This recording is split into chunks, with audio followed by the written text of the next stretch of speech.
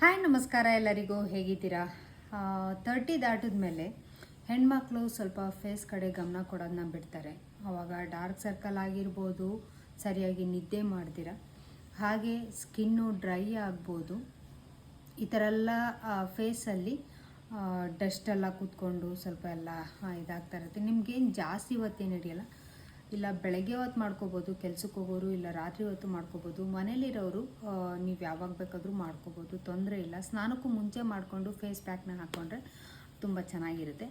ನಾನು ಯಾವ ಥರ ಫೇಸ್ಗೆ ನನ್ನ ರೊಟೀನ್ ಅಂದರೆ ನಾನು ಡೈಲಿ ಏನು ಮಾಡೋಕ್ಕೋಗಲ್ಲ, ವಾರಕ್ಕೊಂದು ಸತಿ ಇಲ್ಲ 2 ಸತಿ ಈ ಥರ ಮಾಡ್ಕೊತೀನಿ. ಅದಕ್ಕೆ ಏನೇನು ಹಾಕ್ತೀನಿ ಅಂತ ಕೂಡ ಹೇಳ್ತೀನಿ ನಾನು. ಇಲ್ಲಿ ನೋಡ್ತಾ ಇರ್ಬೋದು, ಇದು ಪ್ಯೂರ್ ಆಲಿವ್ ಆಯಿಲ್ ಇದು. ಸೊ ಫಸ್ಟೆಲ್ಲ ಅಡುಗೆಗೆ ಆಲಿವ್ ಆಯಿಲ್ನೇ ಬಳಸ್ತಾ ಇದ್ದೆ. ಇವಾಗ ಸ್ವಲ್ಪ ಗಾಣದ ಎಣ್ಣೆಯನ್ನು ಅಭ್ಯಾಸ ಮಾಡ್ಕೊಂಡಿದ್ದೀನಿ. ಆಲಿವ್ ಆಯಿಲ್ನ ಸ್ವಲ್ಪ ಇದಕ್ಕೆ ಹಾಕ್ಕೊತಾ ಇದ್ದೀನಿ. ಹೆಣ್ಮಕ್ಳಿಗೆ ಸಾಮಾನ್ಯವಾಗಿ ಮದುವೆ ಆದಮೇಲೆ ನಮ್ಮ ಫೇಸ್ ಬಗ್ಗೆ ಕಾನ್ಸಂಟ್ರೇಟೇ ಕಡಿಮೆ ಮಾಡಿಬಿಡ್ತೀರ. ಅಂದರೆ ಕೆಲವು ಜನ ಫೇಸ್ ಬಗ್ಗೆ ಕಾನ್ಸಂಟ್ರೇಟೇ ತುಂಬಾ ಕಡಿಮೆ ಮಾಡಿಬಿಡ್ತಾರೆ. ಇದಕ್ಕೆ ನಾನು ಅಲೋವೆರಾ ಜೆಲ್ನ ಹಾಕ್ಕೊತಾ ಇದ್ದೀನಿ. ಈ ಥರ ಮಾಡ್ಕೊಳ್ಳಿ. ನೀವು ಯಾವ ಇದಕ್ಕೂ ಹೋಗೋಷ್ಟು ಅವಶ್ಯಕತೆ ಇರಲ್ಲ, ಪಾರ್ಲರ್ಗೂ ಹೋಗುವಂಥ ಅವಶ್ಯಕತೆ ಇರಲ್ಲ. ರಾತ್ರಿ ಮಾಡಿಕೊಂಡ್ರೂ ನಡೆಯುತ್ತೆ, ಇಲ್ಲ ಬೆಳಗ್ಗೆ ಮಾಡಿಕೊಂಡ್ರೂ ನಡೆಯುತ್ತೆ. ಇದನ್ನು ಚೆನ್ನಾಗಿ ಈ ಥರ ಮಾಡ್ಕೊಬೇಕು ನೋಡಿ.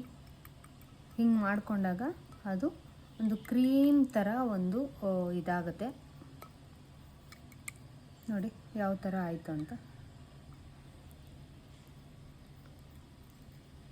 ನೋಡಿದ್ರ. ಇಷ್ಟು ವೈಟ್ ಕ್ರೀಮ್ ಥರ ಆಗೋಯ್ತಿದು. ಈಗ ನಾನು ಅದನ್ನು ಏನು ಮಾಡ್ತೀನಿ ಅಂತಂದರೆ ನೋಡಿ, ಫೇಸ್ಗೆ ಚೆನ್ನಾಗಿ ಎಲ್ಲ ಕಡೆ ಅಪ್ಲೈ ಮಾಡಿಕೊಂಡು ಈ ಥರ ಸ್ಟಿಕ್ಕರ್ನ ಹಾಗೆ ಇಟ್ಕೊಂಡು ವಿಡಿಯೋನ ಮಾಡ್ತಾಯಿದ್ದೀನಿ. ಈ ಥರ ನೀವು ಡೈಲಿ ಮಾಡ್ತಾ ಬಂತು ಅಂದರೆ ನಿಮ್ಮ ಸ್ಕಿನ್ನು ಗ್ಲೋ ಆಗುತ್ತೆ. ಏಜ್ ರಿಂಕಲ್ಸ್ ಇರಲ್ಲ, ಆಮೇಲೆ ನಿಮ್ಮ ಸ್ಕಿನ್ನಲ್ಲಿ ಡಸ್ಟ್ ಇರಲ್ಲ, ಹಾಗೆ ಪಿಗ್ಮೆಂಟೇಷನ್ ಅಂತ ಏನು ಹೇಳ್ತೀರಾ, ಡಾರ್ಕ್ ಸರ್ಕಲ್ ಅಂತ ಏನು ಹೇಳ್ತೀರಾ, ಅದೆಲ್ಲ ಕೂಡ ನಿಮಗೆ ರಿಮೂವ್ ಆಗುತ್ತೆ ಅಂತ ಹೇಳ್ಬೋದು. ನೀವು ಕಣ್ಣತ್ರ ನೆರಿಗೆಗಳು, ಸುಕ್ಕುಗಳು ಎಲ್ಲ ಇರುತ್ತಲ್ಲ, ಅದನ್ನು ಕೂಡ ಕಂಪ್ಲೀಟಾಗಿ ನಿಮಗೆ ಕ್ಲಿಯರ್ ಆಗುತ್ತೆ ನೋಡಿ.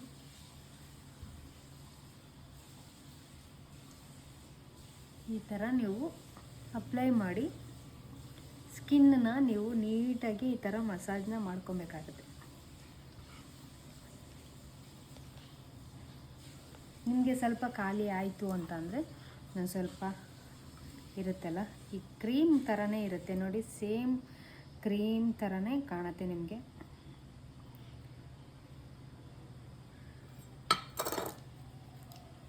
ಬೇರೆ ಏನೂ ಹಾಕಿಲ್ಲ ನಾನು. ಅಲೋವೆರಾ ಜೆಲ್ಲು ಮತ್ತು ಎಣ್ಣೆನ ಸೇರಿಸ್ಕೊಂಡಿದ್ದೀನಿ, ಅಂದರೆ ಆಲಿವ್ ಆಯಿಲ್ನ ಸೇರಿಸ್ಕೊಂಡಿರೋವಂಥದ್ದು. ನೀವು ಬೇಕು ಅಂತಂದರೆ ಕೊಬ್ಬರಿ ಎಣ್ಣೆನೂ ಕೂಡ ಸೇರಿಸ್ಕೊಬೋದು ಇದಕ್ಕೆ. ಆಮೇಲೆ ಕ್ಯಾಪ್ಸೂಲ್ಸು, ವಿಟಮಿನ್ ಇ ಕ್ಯಾಪ್ಸೂಲ್ಸು ಈ ಥರ ಎಲ್ಲ ಬರುತ್ತೆ, ಅದನ್ನು ಕೂಡ ನೀವು ಸೇರಿಸ್ಕೋಬೋದು. ಈ ಥರ ಚೆನ್ನಾಗಿ ಮಸಾಜ್ನ ಮಾಡಿಕೊಂಡು ನೆಕ್ಸ್ಟು ಪ್ರೋಸೆಸ್ನ ಕೂಡ ತೋರಿಸ್ತೀನಿ ನಾನು.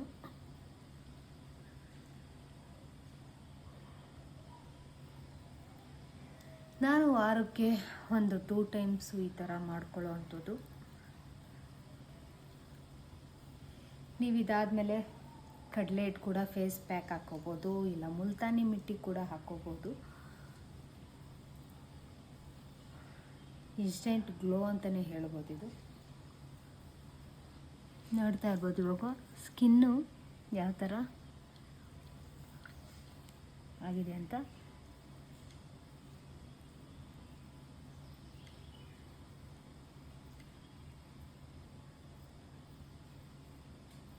ನಿಮಗೆ ಕಣ್ಣತ್ತನೇ ತುಂಬ ನೆರಿಗೆ ಇತ್ತು ಅಂತಂದರೆ ಈ ಥರ ಮಾಡ್ಕೊಳ್ಳಿ.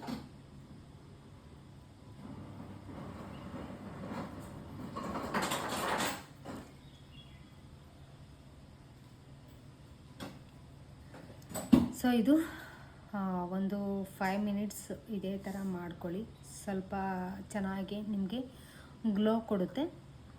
ಇದಾದಮೇಲೆ ನಾನು ನೆಕ್ಸ್ಟ್ ಪ್ರೋಸೆಸ್ನ ಹೇಳ್ಕೊಡ್ತೀನಿ.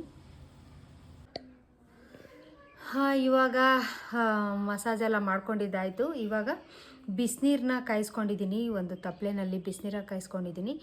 ಈಗ ನಾನು ಬೆಡ್ಶೀಟ್ನ ಕೂಡ ತೊಗೊಂಡಿದ್ದೀನಿ. ಒಂದು ಈ ಥರ ಬೆಡ್ಶೀಟ್ನ ಹಾಕ್ಕೊಂಡು ಸ್ಟೀಮ್ನ ತೊಗೊತೀನಿ. ಸ್ಟೀಮ್ ತೊಗೊಂಡಾದ್ಮೇಲೆ ಸ್ಕಿನ್ನು ನೀವೇ ನೋಡ್ಬೋದು ಯಾವ ಥರ ಆಗುತ್ತೆ ಅಂತ.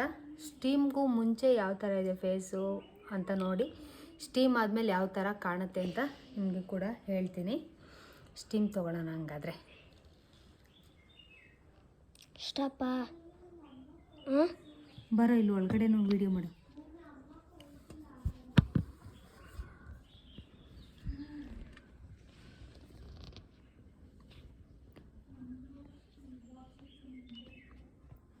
ನಿಮಗೆ ಸ್ಟೀಮ್ ಅಂತ ಅಂದರೆ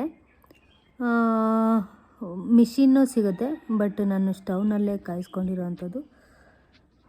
ಯಾವ ಥರ ತೊಗೊತಾ ಇದ್ದೀನಿ ನೋಡಿ.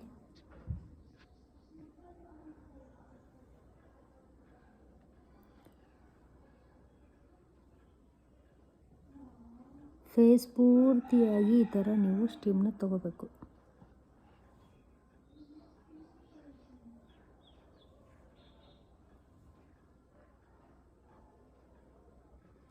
ಕಟ್ ಮಾಡು.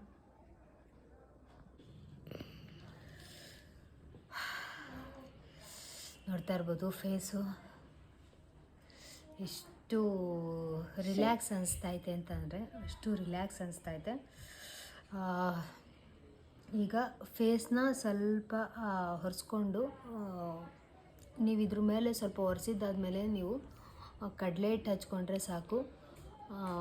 ತುಂಬ ಅಂದರೆ ತುಂಬಾ ಗ್ಲೋ ಇರುತ್ತೆ. ಬಟ್ ಇವತ್ತು ನಾನು ಕಡಲೆ ಹಿಟ್ಟನ್ನ ಹಚ್ಕೊತಾ ಇಲ್ಲ.